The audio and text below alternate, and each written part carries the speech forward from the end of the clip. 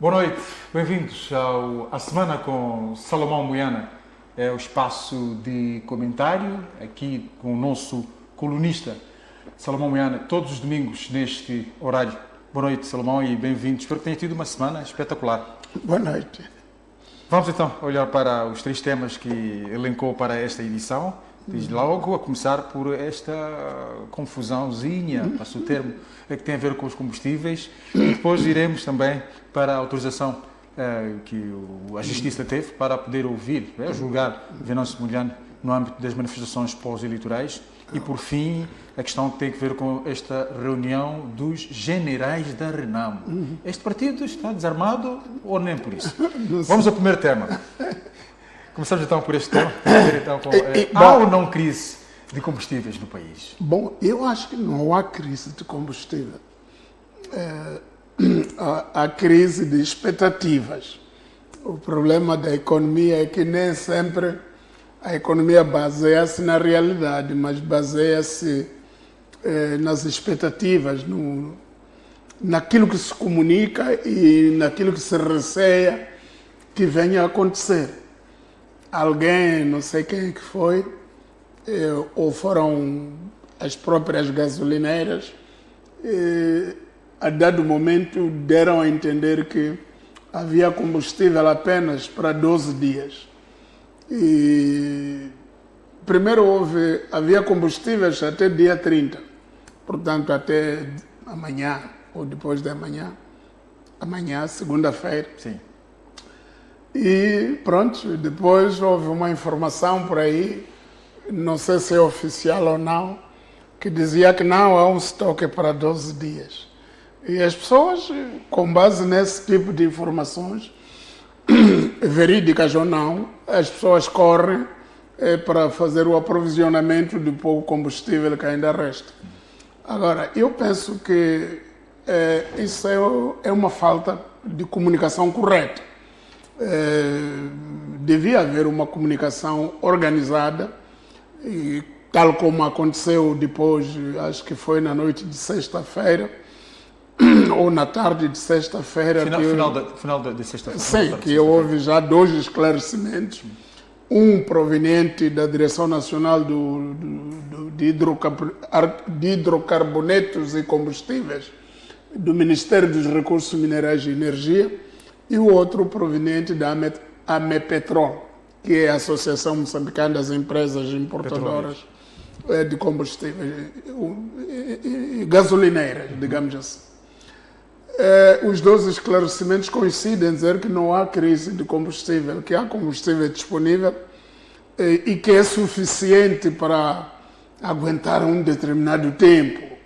E é preciso aqui frisar que Moçambique não tem capacidade para ter muito combustível também. É por isso que as reservas de que se fala são de 1 mês, 2 meses, 3 meses o máximo, porque não tem capacidade de armazenamento de mais do que isso, mais ou menos.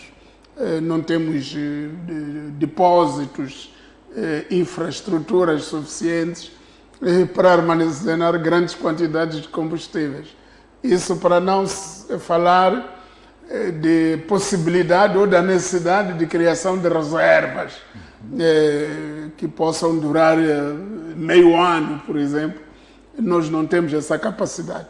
Mas esta crise que se abate sobre o mundo a partir do Médio Oriente é um grande alerta para Moçambique, é uma chamada de atenção para dizer que nós não podemos viver de quantidades marginais de combustíveis.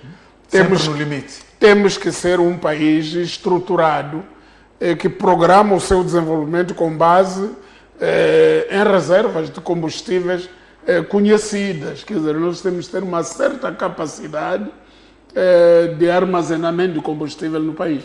Isso não é um problema de agora, já se falou muito. Já houve outras guerras no passado. Já houve guerra Irão-Iraque, que afetou isto nos anos 80. Já houve outras guerras no Médio Oriente mesmo. Já houve outros ataques dos Estados Unidos. O último foi em junho do ano passado.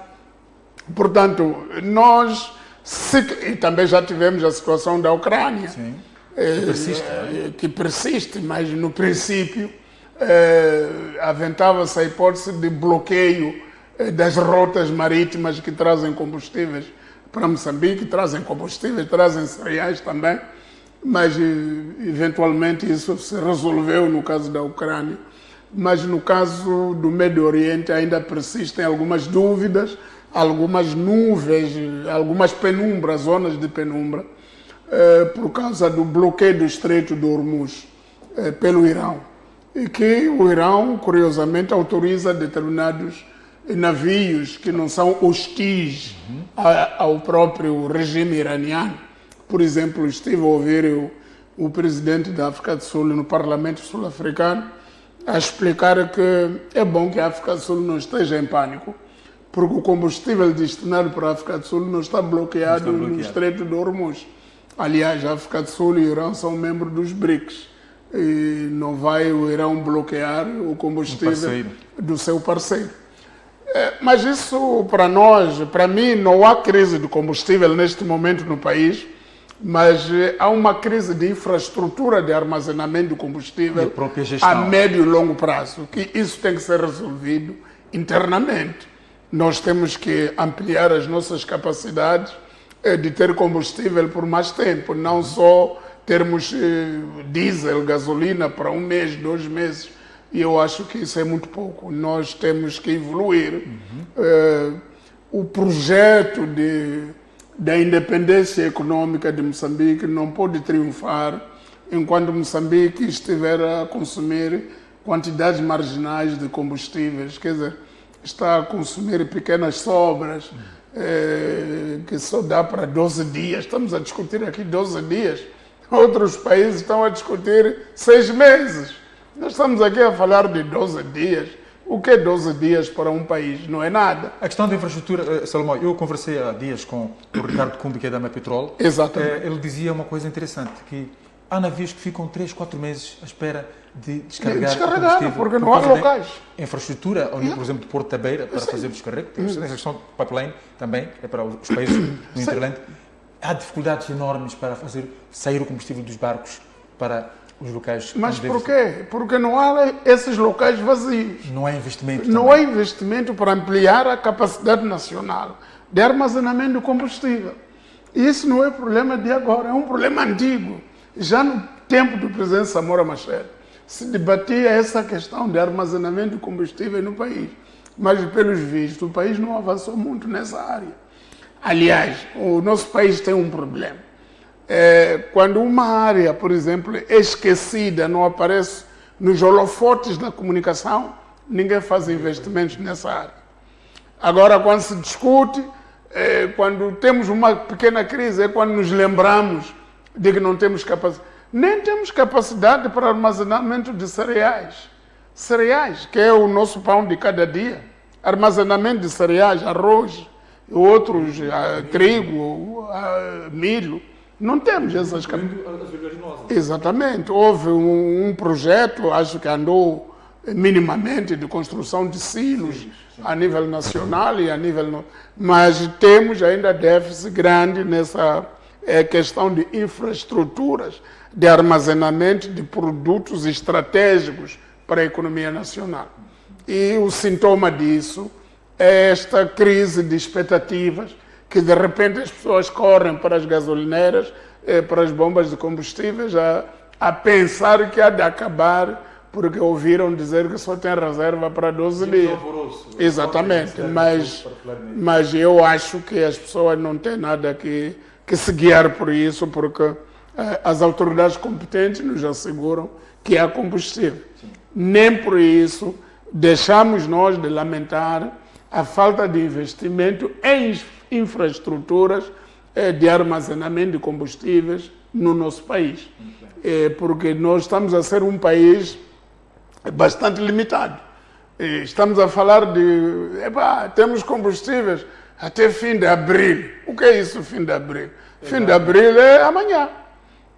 Se o combustível vai até fim de abril, há uma encomenda que daqui a mais um mês provavelmente há de chegar. Não pode ser assim. Nós temos que ter uma previsibilidade das encomendas e também termos uma capacidade nacional de guardar volumes consideráveis para suportar a economia do país na altura em que houver conflitos a nível mundial.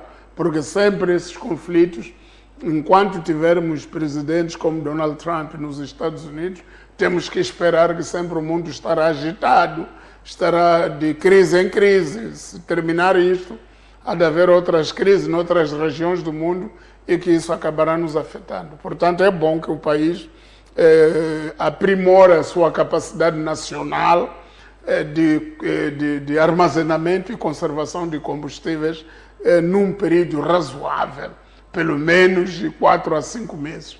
E não se falar de 12 dias, um mês, isso é muito pouco. Muito obrigado, Salomão. Estamos a falar mesmo de uma questão de organização. Exatamente. Organizados como país. Vamos então avançar para o segundo tema desta edição, que tem a ver com o julgamento Venâncio Mondlane. A Justiça está autorizada a ouvir Venâncio Mondlane, o Conselho de Estado, que ele possa ser ouvido, o membro do Conselho de Estado. Vamos avançar então para esta questão. Eu queria, sobre esta questão, para além de dizer que é uma oportunidade para o engenheiro Venâncio, perante os órgãos competentes da Justiça,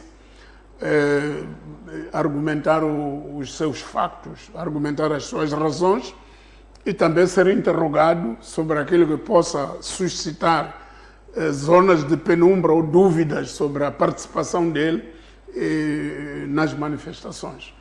Agora, temos que partir de alguns pressupostos aqui, e que muita gente fica agitada. Algumas pessoas, não sei se estão associadas ou não ao partido do engenheiro Venâncio, começam a tirar pedras até contra os órgãos de justiça, e começam a falar do Tribunal Supremo, mas ainda nem se sabe quem é o juiz do Supremo, a quem foi distribuído este processo. E eu há dias liguei para o advogado do próprio engenheiro Venâncio para saber o que sabia deste processo. O próprio advogado dizia que não tem muita informação. E essas coisas de que o Conselho de Estado autorizou para o tribunal ouvir a ele também está a encontrar na comunicação social. Ele, como advogado no processo, não está devidamente notificado dentro do processo. Pronto. Pode haver uma condução política, quer dizer, uma interferência política no processo, o que seria muito mal se isso acontecesse. Mas o que eu acredito é que, ser autorizado pelo Conselho de Estado para ser ouvido no processo ainda não significa retirada da sua imunidade, não significa julgamento. Ele vai ser ouvido, vai ser interrogado sobre as questões que constam da acusação, ou há de se ver até que ponto essa acusação é sólida ou não é sólida. Portanto, eu penso que ainda é uma boa oportunidade para o engenheiro ser ouvido. 2, mesmo se for julgado no Tribunal Supremo, eu acho que é uma boa coisa, é uma coisa democrática. E eu já estive uma vez a assistir um julgamento histórico no Supremo, conduzido pelo juiz conselheiro João Trindade, em 1992, em que era acusado o general Mabote, o general José Moiano, o Boaventura Machel e outros seus companheiros que eram acusados pelo Ministério Público, pela Procuradoria-Geral da República, de estarem a organizar um golpe de Estado. Isso aí foi muito bom. Foi uma altura, foi uma ocasião para o general Mabote e o general José Moiano e outros esclarecerem em termos muito claros e muito contundentes aquilo que eles são e aquilo que a acusação tentava lhes pintar. E que caiu a acusação. Perante um juiz muito sereno, muito calmo, que não era suscetível de estar a cumprir nenhuma agenda. Eu estou a falar no tempo do monopartidarismo. Quer dizer, estou a falar numa altura em que a Constituição de 90 já tinha sido aprovada. Mas, por exemplo, a Renamo ainda não estava na cidade, os partidos que estavam a surgir eram esses, UNAM, ainda não havia o pluralismo político como temos agora. Mas mesmo assim, nessa altura, os juízes do Supremo eram cidadãos muito independentes, eram cidadãos muito à vontade ao julgar esses casos. Então, eu espero também que o engenheiro Venâncio, ao ser ouvido pelo Supremo, é uma grande oportunidade histórica para ele também esclarecer o assunto junto de pessoas com capacidade para o entender. Pessoas com uma elevação não só jurídica, mas uma elevação social para perceber e também com uma grande garantia de irresponsabilidade e de independência que lhes caracteriza, inamovibilidade e tudo, porque um juiz do Supremo não vai ser promovido para cima do Supremo. Portanto, está no fim da sua carreira. Não é se ele começar a se comportar como secretário do grupo dinamizador, é problema dele, é pessoal.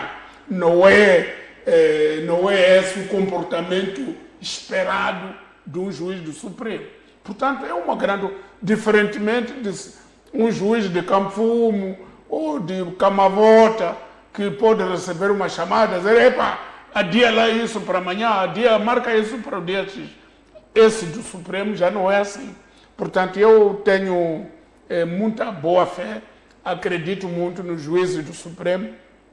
Por isso mesmo, queria apelar aos apoiantes do Venâncio, aos amigos e apoiantes do Venâncio, que deixassem de combater um Supremo desconhecido. Porque esses juízes não conhecem nenhum juiz do Supremo, nunca foram julgados por ele. A Procuradoria, nada. A Procuradoria é o Ministério Público, cumpre o seu dever de processar qualquer cidadão sobre quem recaem suspeitas ou indícios de ter praticado algo que não está 100% correto. Então, a Procuradoria fez o seu trabalho corretamente, na minha opinião. Bom, há de se desmentir em sede do próprio processo, mas ao levar o caso até as últimas consequências, eu penso que faz muito bem. Porque também esse processo tem que terminar. Agora, é verdade que eu ouço muitos políticos cá fora a dizer, já apanhamos o homem, já apanhamos, ele vai ao julgamento, então temos que o afastar. Isso é outra coisa. Se o objetivo do julgamento é afastar o engenheiro Venâncio do cenário político nacional, você tem que estar preparado para arcar com as consequências disso. Isso é outra coisa. Isso é um fato. Mas isso aí não deve afetar, não deve contaminar o julgamento, a direção e a condução do julgamento em si. O juiz tem que ser imune das ambições e dos apetites dos políticos externos ao processo. O juiz é cego, só vê o que está no processo. Então, vendo o que está no processo, todas as perguntas do juiz hão de girar à volta daquilo que vem no processo. E as respostas do engenheiro Venâncio hão de incidir sobre o que vem no processo. Portanto, eu não acredito que um juiz possa estar a acatar os apetites de alguém, de um opositor político do Venâncio, que tem medo de enfrentar o Venâncio nas eleições, nas futuras eleições. Então, que agora o Tribunal Supremo vai lhe fazer um favor de afastar o meu adversário para eu não me cruzar com ele em 2029. Isso é uma brincadeira de mau gosto. Se for isso, nós estamos aqui, vamos ver que isso aqui é um expediente fabricado. Portanto, a democracia anima por isso. Porque o Tribunal Supremo também está exposto. Está em público. Nós o conhecemos. Vamos saber quem é quem. O juiz é aquele, sim. De onde é que ele veio? Como é que ele chegou? Até como é chegar que lá. não... Sim. Então, o escrutínio democrático não é só sobre um político. É sobre toda a gente, todo o servidor público. E o juiz não está fora disso. Portanto, eu penso que devíamos ser serenos, devíamos manter a calma, sobretudo os grupos que eu vejo nos WhatsApp, nas redes sociais, nos Facebooks. A inflamar o discurso. A inflamar o discurso sobre o desconhecido. Eles nem sabem o que é que se vai perguntar ao engenheiro Venâncio. E eu acredito piamente que o tribunal vai dar uma oportunidade histórica para o Venâncio se pronunciar. Não será necessariamente um julgamento. Mesmo que venha a ser um julgamento, mas um julgamento é um debate. Sim, mais didático. Eu, pessoalmente, já estive em mais de 40 julgamentos e eu a ser julgado como diretor ou editor de jornais. E eu já participei em mais de 40 julgamentos. A ser julgado como réu, eu como arguido.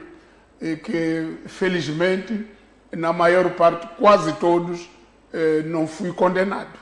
Fui condenado num e recorremos e não fomos mais condenados. O Tribunal Superior de Recurso, o Tribunal da Cidade, porque fomos condenados a nível inferior ao Tribunal da Cidade, entendeu de outra maneira. Mas é que muita gente pensa o seguinte, neste país, eu já ouvi isso muitas vezes como jornalista, alguém diz, vou te processar. Pensa que quando diz, vou te processar, já te matou. Não! Quando te processa, é uma grande oportunidade para você dialogar com ele em sede do tribunal. Eu já tive essa discussão com o comandante-geral, o Jorge Callau. Vou te processar. Fomos ao tribunal, discutimos, ele não ganhou. Eu já fui discutir com eles em sede própria. Então, é muito bom... Não há melhor lugar para... Olha, a pior coisa é a situação em que o Venâncio está. Ter uma suspeição. Epa, ele tem um processo, nunca é julgado. Epa, ele vive com um processo nas costas, que não sabe o que é que esse processo diz. A boa coisa é que o processo seja julgado, para ele se libertar desse processo, ou para haver esclarecimento. Porque o julgamento em casos criminais é público. O processo penal em Moçambique é público. Portanto, este julgamento terá assistência. Havemos de sentar lá no banco de trás. Não vamos participar, mas vamos sentar, acompanhar. Então, o juiz que vai trabalhar aqui também tem que vir preparado para ter uma boa conduta como juiz e não se comportar como o adversário do Venâncio. Eu espero que o tribunal não vai designar um adversário do Venâncio, porque o tribunal não deve ter adversários dos arguidos. O tribunal tem que ter juízes imparciais, dotados da serenidade e da imparcialidade necessária para analisar cada pormenor ou cada pronunciamento e cada acusação, cada parágrafo da acusação, de acordo com os critérios jurídicos, critérios legais e também critérios de bom senso e de boa fé. Portanto, eu penso que é muito bom que haja o julgamento para nós ultrapassarmos isto e passarmos para um capítulo diferente. O Venâncio é um político, está interessado em continuar a fazer política. E eu penso que depois desse julgamento ele vai continuar a fazer política. Então, é esse. Agora, quando eu passo nos supermercados, ouço pessoas, agora que alguns que pensam que, dizem, agora é que lhe apanhamos. Apanhou aonde? Apanhamos porque o homem já vai ao julgamento. E ali não sai vivo. Eu disse, não. Isso não é assim. O objetivo do julgamento nunca pode ser esse. Portanto, é isso que eu queria dizer. E, sobretudo, repisar que o próprio Venâncio um dia fez uma publicação em que parecia já conhecer o juiz que o vai julgar. E a dizer, quer dizer, como quem já estivesse a falar com o juiz. A mandar o recado. Não é correto também. Ele não conhece o juiz, não foi notificado para o julgamento, só ouviu que o processo já foi entregue ao Supremo. E o Supremo já está a fazer diligências. Isso vai culminar com uma notificação para ser ouvido, para aquilo que se julgar conveniente no processo.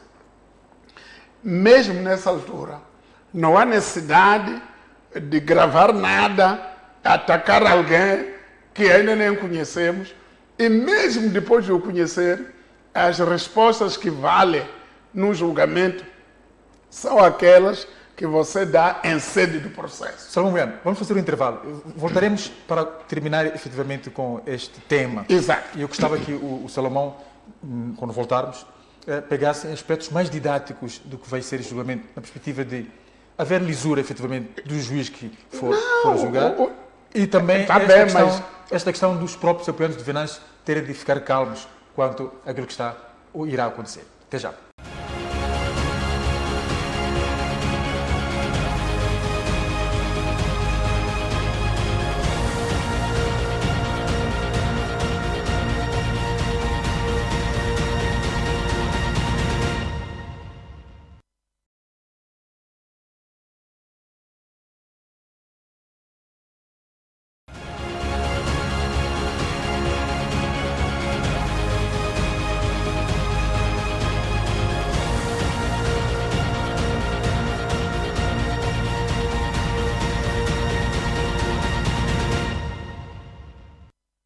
Boa noite, bem-vindos de volta à Semana com Salomão Moiano. Na primeira parte estivemos a olhar então para esta questão dos combustíveis, a disponibilidade de combustível, até quando durarão os estoques que o país tem de gasóleo e gasolina, e também olhamos para a questão do julgamento de Venâncio Moiano. E vamos continuar nesta segunda parte, alguns minutos.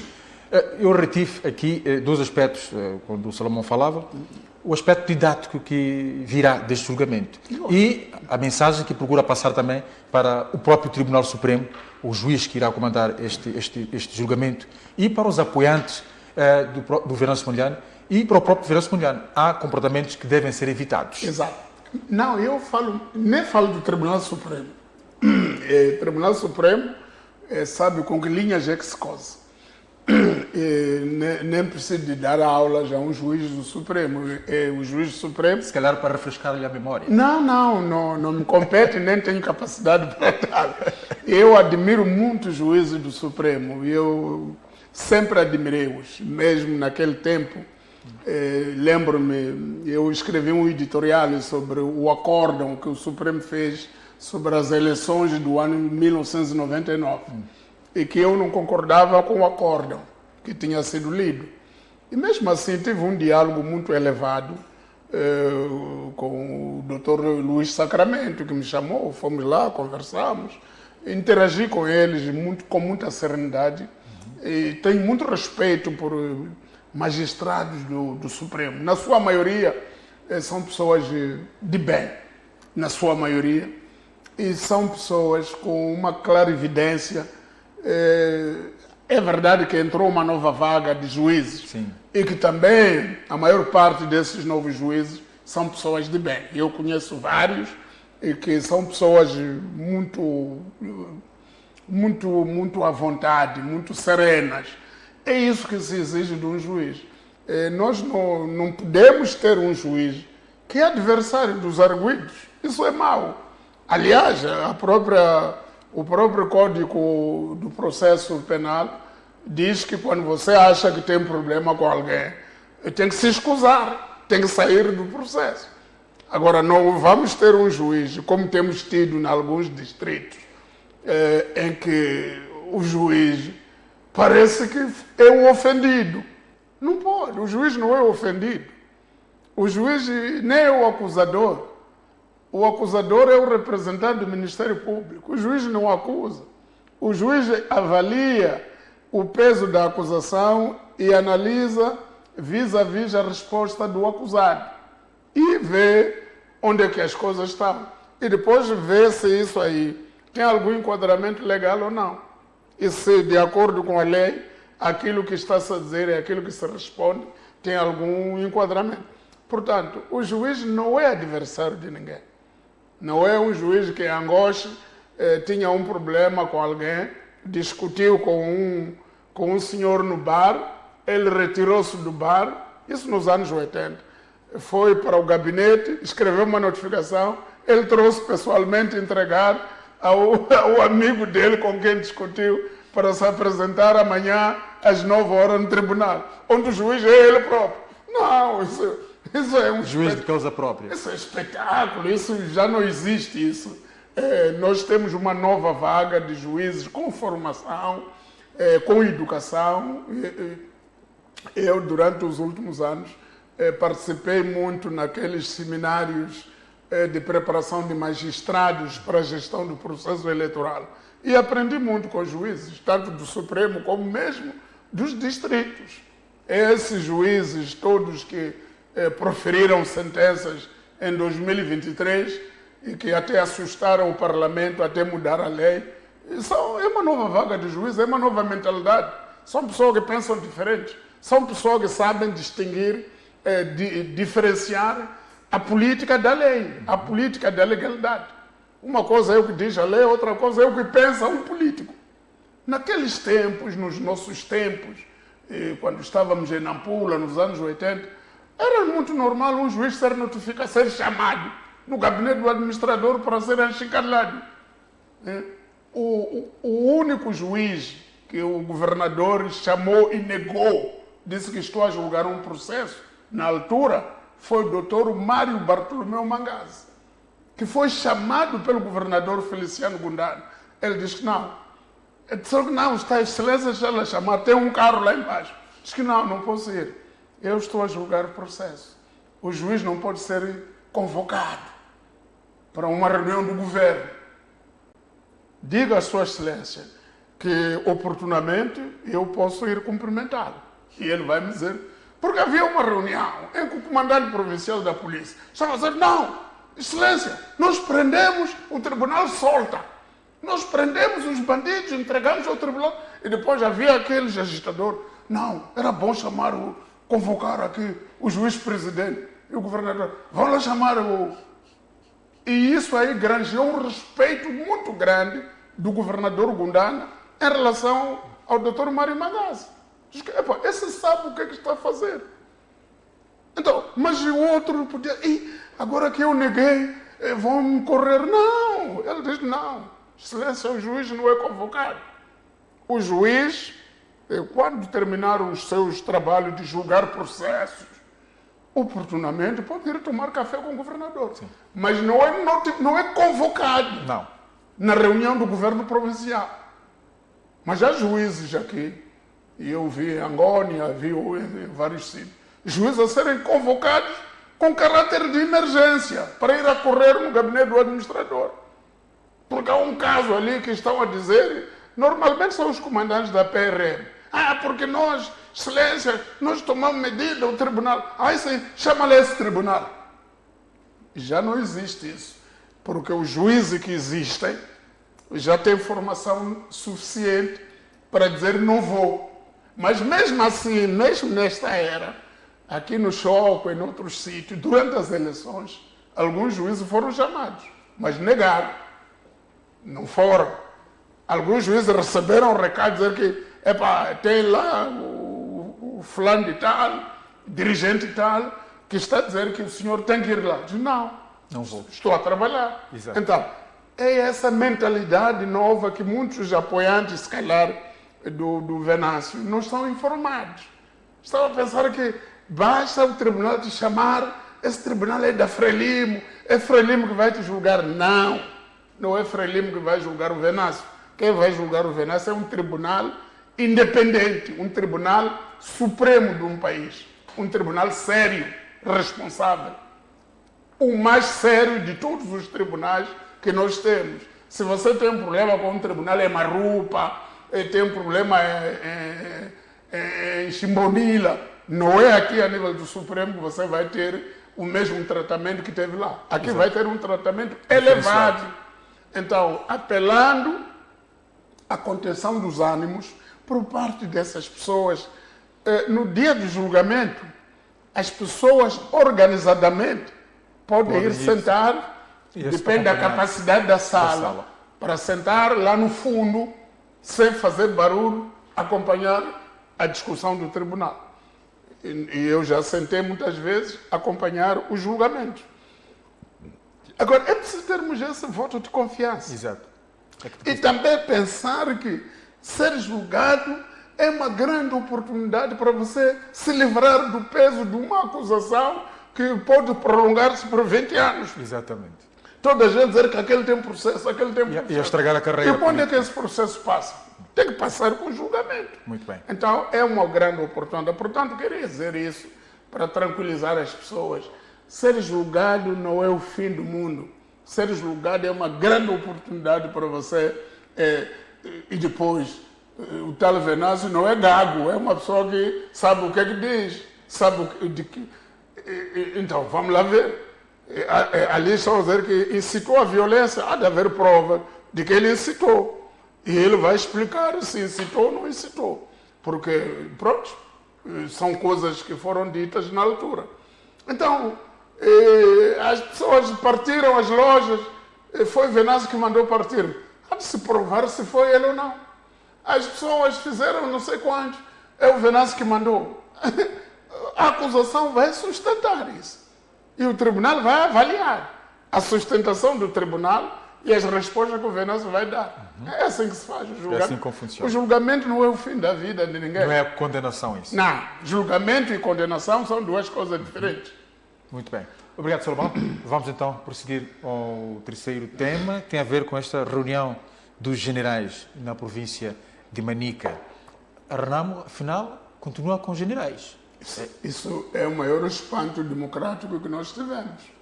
Nós pensávamos que quando o Suf Momad, acho que era dia 23 de junho de um ano qualquer aí, entregou ao presidente Filipe Jacinto Nunes, nome de DDR, aquilo que ele chamou a última arma. E eu pensava que nesse dia a Renamo consolidava a sua passagem de militar para um partido civil. Afinal de contas, ainda tem generais. E depois fez uma reunião chamada Reunião dos Generais da Renamo. Nos estatutos da Renamo, que eu tive que percorrer rapidamente e ler, não há nenhum capítulo sobre generais. Não há nenhum órgão estatutário que englobe generais. Então, agora não sei onde é que o presidente da Renamo foi apanhar esta figura, este órgão chamado Reunião dos Generais. O que se pede na Renamo é que o presidente da Renamo convoque o Conselho Nacional, que vem nos estatutos. A Renamo tem o Congresso, tem o presidente, tem o Conselho Nacional, tem o Conselho Jurisdicional e tem a Comissão Política. E tem o secretariado, que coloca esses órgãos em funcionamento. Agora, pode convocar reunião de quadros, mas não reunião de generais. Isso de generais, eu penso que soa a um saudosismo, mas um saudosismo tipo muleta para minimizar ou para amenizar a possível queda do próprio SUF. Portanto, isso de que o SUF vai deixar este ano de ser presidente da Renamo não consta da declaração final dos generais. A declaração diz que tem que haver reunião de quadros, tem que haver reunião da Comissão do Conselho Nacional, o partido tem que estar unido. O que dizem os generais é o que diz toda a gente. Quer dizer, o partido tem que estar unido. Não há novidade. Tem que ter reuniões regulares dos órgãos, isto é, Conselho Nacional, Comissão Política e outros. Então não há nada de... Foi para reiterar o que já se sabe. Foi para dizer que foram os generais que disseram aquilo que ele próprio já sabia que tem que se dizer. 2. Essa coisa de que o presidente da Renamo, até vi aí, última hora, o presidente da Renamo deverá deixar o partido este ano. Deverá deixar, porque se tem dito, eles têm dito que não deixa porque foi eleito em Congresso e que só deixa em Congresso. E por que vai deixar agora? Não é por causa da reunião dos generais. É por causa da pressão interna dos militantes do partido, que não o querem há muito tempo. Essa coisa de generais, são muletas que ele está a tentar procurar para minimizar a queda, para cair devagarinho e para dizer que ele saiu com apoio dos generais. Não é nada. Eu penso que é uma reunião inútil e totalmente desnecessária e que gastou os poucos fundos que a Renamo devia juntar para organizar um Conselho Nacional e tomar decisões estruturantes para a vida política do partido, tendo em conta que o tempo que resta escasseia bastante. A Renamo está extremamente atrasada na sua agenda política para realizar os eventos políticos necessários para ser capaz de concorrer com alguma dignidade nos 2 próximos pleitos eleitorais. Autárquicas e as gerais. Exatamente. Neste momento, a Renamo está extremamente desorganizada, não tem ideia sobre como é que vai participar nas eleições autárquicas e muito menos nas eleições gerais, porque não tem ideia sobre quem é que vai liderar a Renamo daqui para frente. O SUF que vai sair, ele mesmo quer continuar, ninguém o quer. Ele corre o risco de organizar o partido, de ir sozinho às eleições, com aquela meia dúzia de pessoas que estão ao seu lado. E isso não é nada, isso não é partido, isso é família, não é partido. Portanto, penso que, mais uma vez, a tal reunião dos generais foi uma oportunidade desperdiçada de organizar o partido e trabalhar em prol de coisas boas. E 2, os generais apelam à desocupação das sedes. Afinal, a Renamo tem sedes ocupadas. Quem ocupou as sedes? Quer dizer, os generais apelam à desocupação das sedes. Não era preciso haver reunião de generais para apelar a isso. Era preciso o partido Renamo estar estruturado o suficiente para não ter nenhum militante que desobedece ao ponto de fisicamente ocupar uma sede em detrimento daqueles legítimos que deviam estar lá. Portanto, quando chegamos a esse nível, quer dizer que perdemos o controle da organização, perdemos o controle da liderança do partido. Não sei por que se chama o SUF líder da Renamo. Ele não é líder. O líder da Renamo era o Dlacama. Líder é aquele que lidera. O líder não é aquele que é presidente. Ele é presidente da Renamo, porque foi eleito no Congresso como presidente. Mas para ser líder, até pode ser líder sem ser presidente. Portanto, ele não é líder. É um presidente que está lá. É um dirigente da Renamo, porque foi colocado para dirigir a Renamo. Portanto, ele é um chefe da Renamo, não é líder da Renamo. Então, líder é outra coisa. Dlacama tinha carisma de líder. O Matsangaíça, eventualmente, também tinha carisma de líder. Porque se te contam as coisas que Matsangaíça fez, são coisas incríveis, são próprias de um grande líder. Matsangaíça era capaz de chegar num campo de reeducação com 3 homens e libertar 150 pessoas e sair com elas daí para o mato. E como é que um homem com 3 pessoas liberta 150? Totalmente guarnecidos. E isso aconteceu várias vezes. É assim que ele conseguiu criar a Renamo e algumas pessoas levavam de Sofala a correr até Rodésia, atravessar Machipanda, atravessar aquela Serra Shoa, cair do outro lado e entrar no outro lado. Portanto, são coisas próprias de um líder que o SUF não é capaz de fazer. E esta reunião dos generais acontece na mesma semana em que António Muxanga, o tribunal decide a seu favor. Não, é que sabe, não há nenhum tribunal capaz de decidir contra aquilo ali, contra aquela barbaridade que nós analisamos aqui. Porque o tribunal o que quer ver? Quer ver a conformidade da decisão com os documentos legais da organização. Porque o que diz o Conselho Jurisdicional?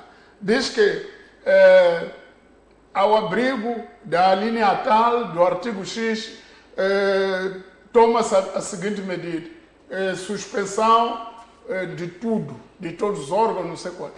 E o juiz no tribunal, o que vai ver? vai ver se isso que ele diz está ou não nos estatutos. Chega a ver que não há.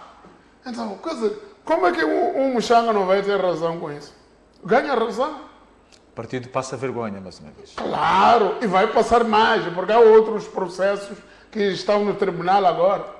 Daquelas pessoas, 12 pessoas que foram corridas da Assembleia Municipal da Matola e outros sítios também no país, porque é o seguinte, se uma pessoa da direção da Renamo não gosta de um membro que está numa Assembleia Municipal em Tete ou em Moatize, tira, manda sair.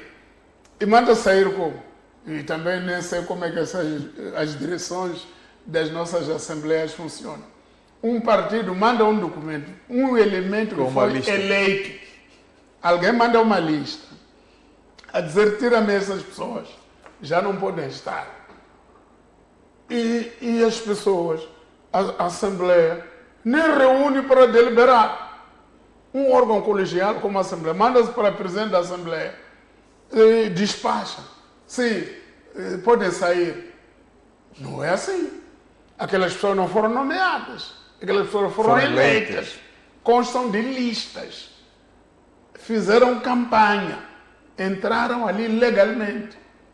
E não invadiram a Assembleia Municipal. E não entraram na Assembleia Municipal porque alguém escreveu uma carta a dizer que está aí, recebe-se. Não, foram eleitos. Agora, para tirar uma pessoa eleita, só em Moçambique é que se pode tirar através de uma carta. Até essas cartas nem são assinadas pelo presidente do partido. Estão a ser assinadas por um chefe de departamento. Quer dizer, quer dizer, eu sou membro de uma Assembleia, devidamente eleito, com todas as credenciais para estar lá. Um chefe de departamento que até eu o desconheço, manda um documento para a Assembleia Municipal. A mesa da Assembleia Municipal, a presidente neste caso, dá deferimento. Isso é um escândalo. O próprio presidente ou a presidente da Assembleia que faz isso devia ser renunciada, devia ser obrigada a cessar também. Porque não se faz assim. Pelo menos levar o caso à consideração ao debate no plenário. Claro, sim. A dizer que, temos este documento, o que é que se diz? E, curiosamente, as pessoas afetadas nem receberam esse documento, que diz que devem cessar. Quem recebe é você, um documento sobre mim, mas eu não recebo. Quer dizer, eu, o visado, não sei. Você que me informa, você tem que cessar. O seu partido já não o quer aqui. É assim que se faz. Que democracia é essa? É uma democracia a Renamo. E eu penso que há muitas barbaridades que nenhum tribunal organizado, mesmo o tribunal da aldeia, lá os tribunais comunitários, não pode admitir. Muito menos um tribunal judicial. Não pode permitir, não pode dizer que um quadro lesado dessa maneira não tem razão. E esta Renamo tem juristas lá. Passaram por escolas. Esses juristas, permitam-me que duvide deles. E eu penso que são incompetentes.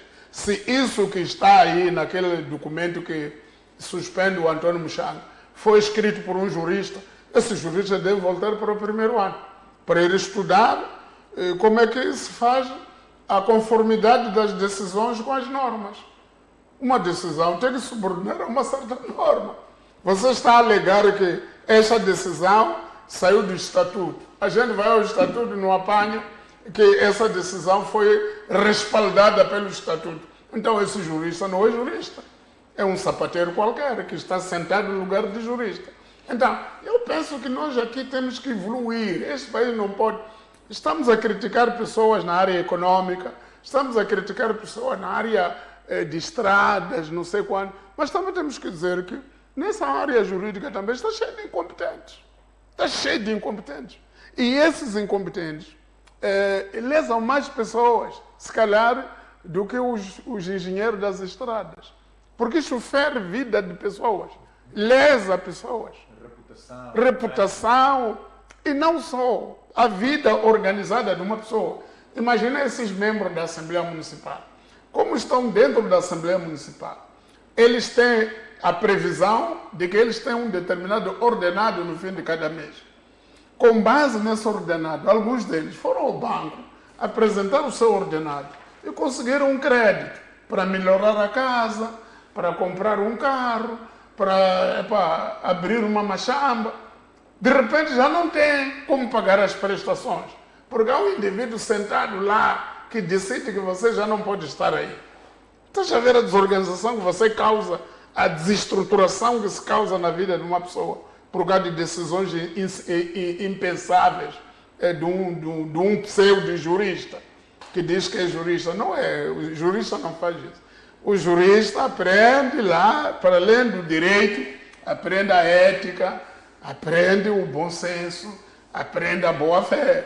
Um jurista de verdade não é um malandro que se vale do direito para andar a linchar a vida de pessoas. Não é assim. Portanto, penso que sobre Renamo estamos a ser repetitivos. Exato. Porque eles têm de aprender alguma coisa. Porque todas as semanas eles fazem coisa que ninguém deve fazer. Mesmo nos tempos que tínhamos poucos juristas, nós pertencíamos àqueles grupos de assuntos sociais, nos grupos de ameaçadores, não se tomavam decisões desse gênero. A gente estava aqui e viu. Havia decisões muito boas e bem feitas, por velhotes, pessoas de idade, sensatas, decisões limpas.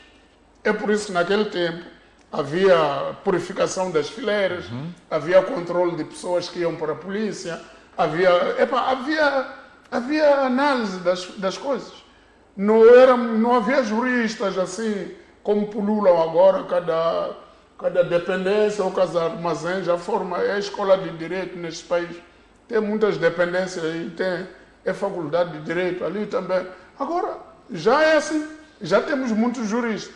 E pensávamos que o número elevado de juristas ia melhorar a qualidade da nossa democracia. Não é verdade. Não é verdade. Estamos a aumentar o número de malandros. Muito bem, Salomão. Ficou então fechado aqui esta página dedicada aos temas desta edição do seu programa aqui semanal. Olhamos então para a questão dos combustíveis, o julgamento de Venâncio Simonyan e a reunião dos generais da Renamo. Vamos então, assim aqui é, abrir a janela dedicada aos comentários, às respostas que Salomão dá às questões colocadas pelos telespectadores e internautas.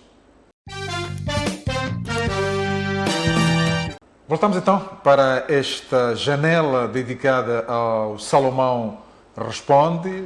Recebemos 11 questões, mas destas questões algumas são repetitivas, já foram respondidas em anteriores programas, outras até neste mesmo programa de hoje, pelo que vamos apenas pegar em 3. Aqui o Salimo Eugênio, também o Afonso Savanguane e, por fim, o Arsembace de Arsen.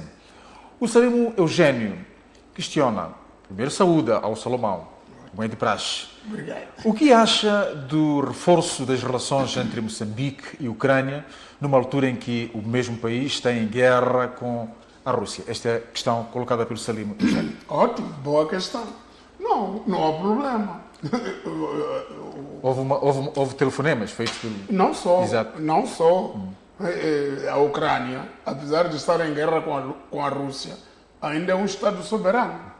Moçambique é um Estado soberano. Eles têm relações de amizade e de cooperação que datam a muito antes da guerra entre a Rússia e a Ucrânia. Portanto, uma coisa não afeta a outra. E já ouvi um analista num programa, numa televisão, a dizer que, isso é preciso ter cuidado, porque isso vai ofender, vai chatear a Rússia. E depois, o que é que temos a ver? Se a Rússia fica chateada porque a Ucrânia, o presidente da Ucrânia e o presidente de Moçambique conversaram, são dois chefes de Estado. O da Rússia também é chefe de Estado. É como o da América, é um chefe de Estado, também o de Moçambique é um chefe de Estado. Ninguém presta vassalagem ao outro. Não, ninguém deve prestar vassalagem ao outro. E ninguém deve, quando quer falar com a Ucrânia, primeiro perguntar à Rússia, posso falar? Então você já não é um soberano. não é um chefe de Estado independente e soberano. Portanto, eu penso que Moçambique e a Ucrânia têm muito boas relações de cooperação e de muita amizade em várias áreas, sobretudo na área da saúde e na área da educação. São países que cooperam há muito tempo nessas áreas. Temos aqui brilhantes médicos ucranianos em vários hospitais do nosso país. Já tivemos, agora não sei se temos na mesma proporção, diversos docentes universitários da Ucrânia e também muitos quadros moçambicanos foram formados na Ucrânia, tanto no tempo em que a Ucrânia fazia parte da URSS, da União Soviética, como depois de 1993, quando a Ucrânia se desmembrou e tornou-se um país independente. E pronto, eu penso que não há crise. Os países cooperam normalmente, independentemente dos seus inimigos lá onde eles estiverem. Portanto, é essa política nacional do governo de Moçambique que sempre foi esta política de não alinhamento. O Moçambique é membro do movimento dos países não alinhados. Isto é, nós estamos alinhados nas querelas entre as grandes potências.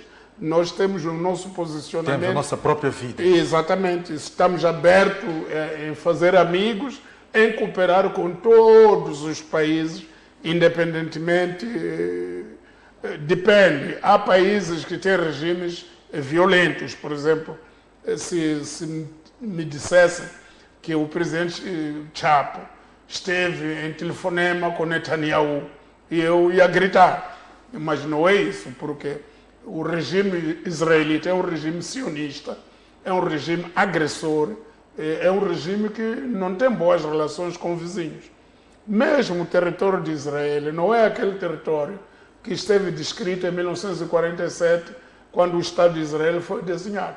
Eles andaram a aumentar. Agora, esta semana, ouvi um ministro aí, não sei se é o da Defesa ou do Interior, a dizer que vão anexar uma parte do Líbano. Até o rio Litani, eles querem levar, juntar com Israel, porque é uma zona, quer dizer, estás a ver isso? Se a moda pega... Então, isso aqui é que não vale. E Israel é um regime igual ao regime do apartheid aqui na África do Sul.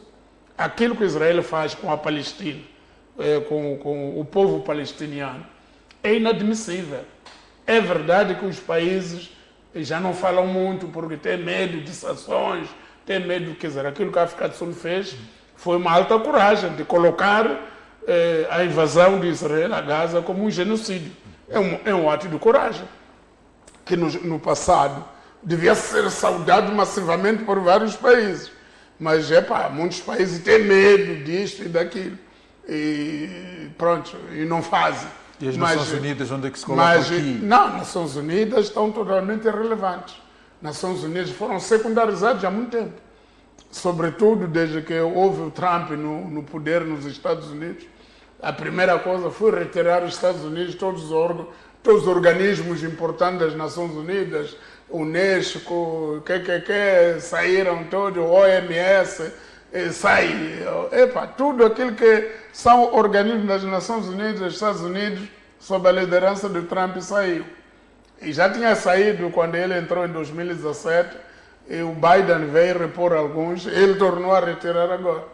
Portanto, penso que o mundo está assim, mas as relações entre Moçambique e Ucrânia são boas relações. Os ucranianos são bem-vindos no nosso país e os moçambicanos também são bem recebidos na Ucrânia. Muito bem. Vamos então avançar aqui para a segunda questão, do Afonso Savanguane. Boa noite, Salomão. Por que razão o Governo aloca o FCA nos conselhos autárquicos? E também, por que razão em cada eleição autárquica se aumenta o número das autarquias, se mesmo as existentes não são autossuficientes? E dá como exemplo o município da Ilha do Ibo, em Cabo Delgado. É o seguinte, FCA, quer dizer, Fundo de Compensação Autárquica. É uma provisão legal. É um valor que é destinado para compensar o déficit que os municípios têm de arrecadação de receitas para o seu pleno funcionamento. Não conseguem, com as receitas próprias, funcionar em pleno. Então, o Estado, a nível central, o governo, tem a obrigação, porque a autarquia o que é? A autarquia é uma pessoa coletiva, é uma pessoa coletiva que foi criada por uma outra pessoa coletiva, que é o Estado. E o Estado não pode criar essas pessoas coletivas e abandoná-las, assim, de qualquer maneira. É uma pessoa coletiva pública, criada pelo próprio Estado, para servir os interesses da comunidade, das populações. Havendo déficit nos orçamentos dos municípios, como há em quase todos, o Estado decidiu, através de uma lei própria, criar o Fundo de Compensação Autárquica, que é um fundo que é direcionado para fechar aquelas lacunas que os municípios ainda não conseguem fechar com receitas próprias. Não são autossuficientes. Ainda não são autossuficientes. No dia em que forem autossuficientes, o Estado vai retirar, não haverá necessidade de fundo de compensação autárquica. Agora, por que se cria novas autarquias em cada ciclo? É que a lei que criou as autarquias, no princípio, contemplava um princípio chamado princípio de gradualismo. No princípio, as autarquias foram as capitais provinciais. Depois, algumas cidades em cada província. E depois, alastrou-se para as sedes dos distritos. E agora desceu para nível de povoação. E assim por diante. Agora, esse é um princípio de gradualismo, que gradualmente vamos autarcizar as vilas, vamos autarcizar as povoações, para que haja uma autogestão das comunidades ao seu nível. Portanto, agora, se a Ilha do Ibo, o município da Ilha do Ibo ainda não funciona bem, é por isso que recebe o Fundo de Compensação Autárquica. O objetivo é que esse município chegue ao nível de funcionar bem, a bem dos munícipes, ou quando os munícipes acharem que, se calhar, a direção que eles têm é que é fraca, hão de encontrar uma outra direção. Mas o objetivo é nobre, o objetivo é bom. Muito bem. Vamos então à terceira e última questão, é do Arsen Bassi de Arsen. Então, Salomão Moiana, olhando para o atual cenário de Moçambique, marcado por desafios económicos, e é uma questão muito comprida, e percepções de corrupção, o país está realmente a avançar rumo a um desenvolvimento inclusivo ou estamos a aprofundar desigualdades? E diante disso, quais são as medidas concretas e urgentes que devem ser tomadas hoje para garantir que o crescimento económico beneficie a todos e não apenas a uma minoria? Não, essa pergunta é feita todos os dias. E eu, às vezes, pergunto às pessoas, mas qual tem sido o teu contributo para que o país marche para ali, onde você quer? Porque não há ninguém que vai fazer o país chegar lá, enquanto eu estou sentado aqui. Quer dizer, a gente, quando conversa aí com pessoas, América, a Europa. Não há Europa. Suíça. Não. São os cidadãos suíços que construíram aquele país. É o nível de cada cidadão suíço, que o nível de exigência, o nível de maturidade de cada um. Compromisso. E o seu empenho para fazer o seu país o melhor país do mundo, que faz com que o país chegue àquele nível. Aqui não vamos fazer o seguinte, há um grupo nosso que estamos em casa, e há os que estão a construir o país, e nós queremos ver a eles a construí-lo melhor. Não, a construção do país é uma tarefa de todos nós, é uma tarefa coletiva. Se você no seu posto de trabalho não admitir corrupção, não admitir impontualidade no seu posto de trabalho, não admitir indisciplina, não admitir pessoas que entram, assinam um livro do ponto e saem, e você fica calado. Se isso não acontecer, você combater isso, e eu também combater isso no meu lugar de trabalho, o outro também combater isso, então o país vai melhorar. Então, essa coisa de corrupção, se eu não admito corrupção onde eu trabalho, o outro também não admite corrupção, então vamos ter um país menos corrupto. Então, essas coisas aqui acontecem porque há um grupo de cidadãos que pensa que não é ele que deve participar na construção do país. São os outros. São os outros. Não, não é isso. A construção do país, a independência econômica, é a luta de todos nós.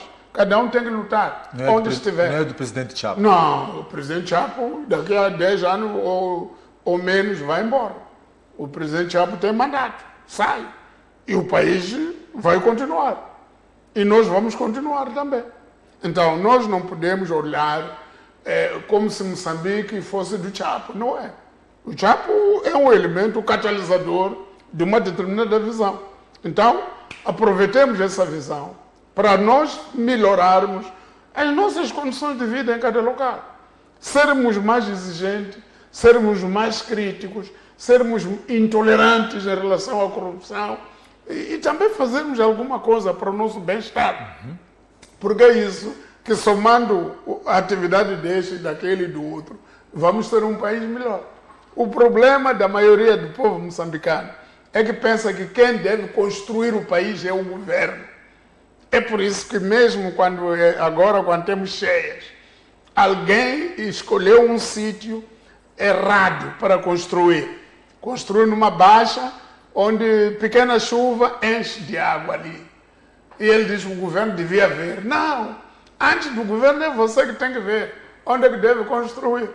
O governo pode apoiar, mas não é ele o responsável de você estar ali. Você tem que assumir a sua própria responsabilidade. O problema da maioria dos moçambicanos é que demitiu-se de assumir a responsabilidade e atribui tudo ao governo. Não sei se o governo é que deu a entender que era pai de todos e que resolveria o problema de todos. Um adulto não tem casa, diz que o governo não está a ver que eu trabalhei muito para este país. Mas como é que você, ao trabalhar muito, não conseguiu arranjar uma casa para viver? Então não faz sentido. Há determinados comportamentos sociais que não devem ser emulados, têm que ser combatidos.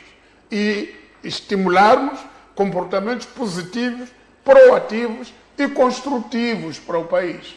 Muitíssimo obrigado, Salomão Moiano. E queria endereçar-lhe um bom resto de domingo e uma semana positiva também que já inicia amanhã. Obrigado. Assim, estimado telespectador, os nossos agradecimentos também por ter permanecido desse lado. Voltamos a ver-nos numa próxima ocasião. Boa noite e uma excelente semana.